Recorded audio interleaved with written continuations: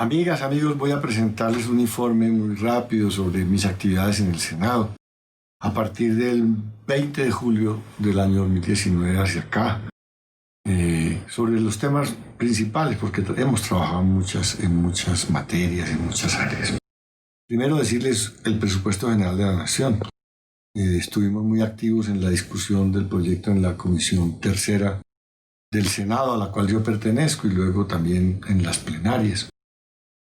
Allí anotamos de qué manera ese presupuesto es muy débil en materias que son fundamentales para el desarrollo del país y a las cuales el gobierno no les está prestando atención, y tienen unas partidas muy pequeñas, ridículas en el presupuesto. Por ejemplo, en agricultura hay un 0.67% del presupuesto general de la Nación. Eso es una ridiculez. En cultura, en deportes, en ciencia y tecnología, en cuestiones ambientales, en desarrollo ambiental. Sumado todo eso, no hay 1.5% del presupuesto general de la Nación. Es una ridiculez lo que el gobierno a través del presupuesto general de la Nación invierte en estos temas que son vitales para el progreso del país. Y entonces nos opusimos a esa situación y dimos una batalla enorme para, por lo menos, mantener vigente la discusión y mostrar esas debilidades que tiene esa política pública expresada en el presupuesto. Por otro lado, pues lo que muestra todo esto es una gran debilidad tributaria del Estado colombiano. El Estado colombiano no recauda impuestos para poder atender la cantidad de necesidades que tiene en materia de salud pública, de educación pública, de investigación en ciencia y tecnología, en fin, de cuidado ambiental, de desarrollo en infraestructura, etc. Tiene muy pocos recursos. Lo han ido achiquitando de tiempo en tiempo, y entonces en esas condiciones el país no va a poder progresar. Se necesita una reforma tributaria. El gobierno presentó una que fue declarada inexequible por la Corte Constitucional. Después volvió y la presentó, y en diciembre del año pasado se aprobó en contra de nuestra voluntad. Luchamos muy fuertemente para que esa reforma no pasara, porque esa reforma es injusta. Esa reforma no resuelve el problema estructural del Estado colombiano. Para empezar, y es suficiente decirles, le regaló en beneficios tributarios a los sectores más pudientes de la economía colombiana, personas jurídicas, cerca de 10 billones de pesos en beneficios tributarios este año. Eso es realmente inaceptable, indignante para un país que tiene tantas necesidades, regalarle en beneficios tributarios, en dinero del Estado, a sectores que no lo necesitan. Ahí dimos pues otra batalla enorme. Siempre perdemos porque nosotros somos una minoría, pero mantenemos la moral en alto de defender estos criterios y estos principios de equidad, de justicia social y de progreso para el país y de democracia. A lo largo de todo este tiempo pues he hecho muchas reuniones con amigas, con amigos de todo el país a través de internet. Cuando podía viajar, pues viajaba por distintas partes del país a informarles en un programa que llamamos Hablemos, y a escucharlas, a las personas, a la ciudadanía, a la gente amiga que me eligió. Fui a decirles: yo estoy haciendo esta tarea, díganme ustedes qué están pensando, díganme qué está pasando por acá en estas regiones, cómo están viendo el país, en fin, en un intercambio muy interesante en donde yo me siento cumpliendo con el deber de informar y escuchando a la gente en las distintas regiones, y a las amigas y a los amigos que me eligieron, pues para yo tener claro un rumbo de acción.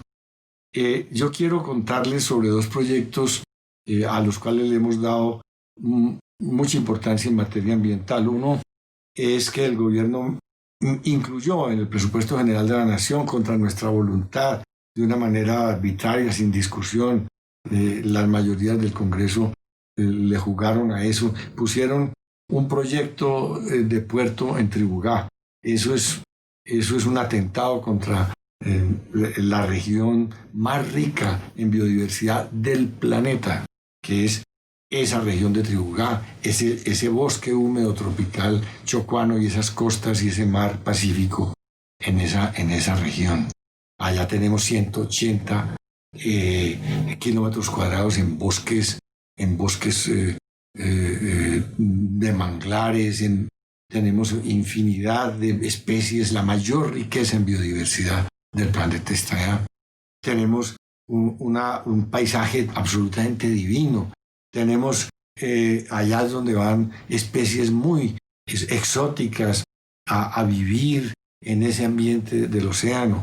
Van las ballenas con sus ballenatos a criarlos en temporadas de julio, agosto, septiembre, a ese espacio extraordinario, a ese paisaje bellísimo.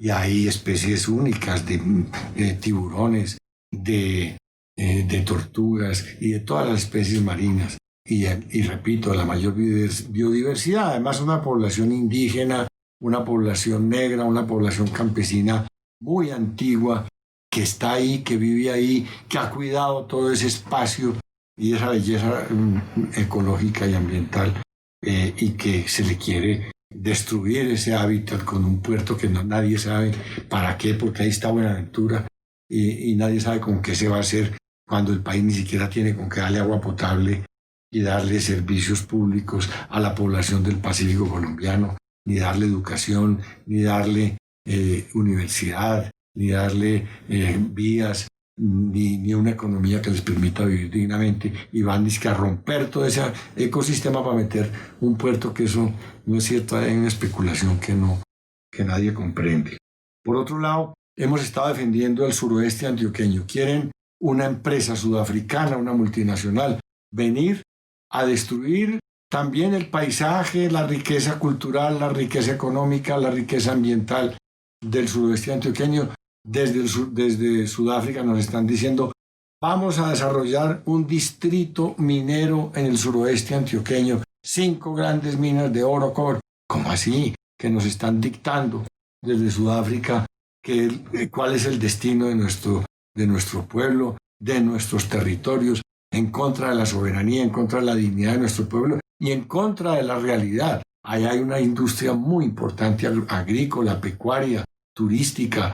Hay una cultura extraordinaria que la estamos cuidando para que esa licencia no se la den a esa multinacional que viene, hace un desastre, se lleva la riqueza minera y nos deja allí un paisaje roto, una cultura rota, una economía rota, unas esperanzas rotas, y se lleva esto y no vuelven nunca más.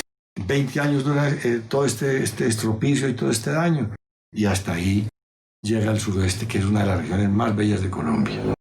Quiero hablar ahora entonces de este tema de la pandemia y de todo lo que hemos hecho. Bueno, lo más importante es que presentamos un proyecto de renta básica de emergencia para entregarle a las familias pobres y vulnerables del país, que son 9 millones de hogares pobres, vulnerables, que se confinaron en absoluta condición de indefensión, sin ingresos, sin ahorros, y le estamos diciendo al Estado: tiene que entregarles en dinero contante y sonante un salario mínimo mensual durante 3 meses, un salario mínimo de 877.000 pesos mensuales a cada hogar. Son aproximadamente unas 30 millones de colombianas y colombianos confinados en condiciones de pobreza, para que puedan comer y para que puedan pagar los servicios públicos y para que puedan pagar techo. Durante 3 meses, 3 salarios mínimos.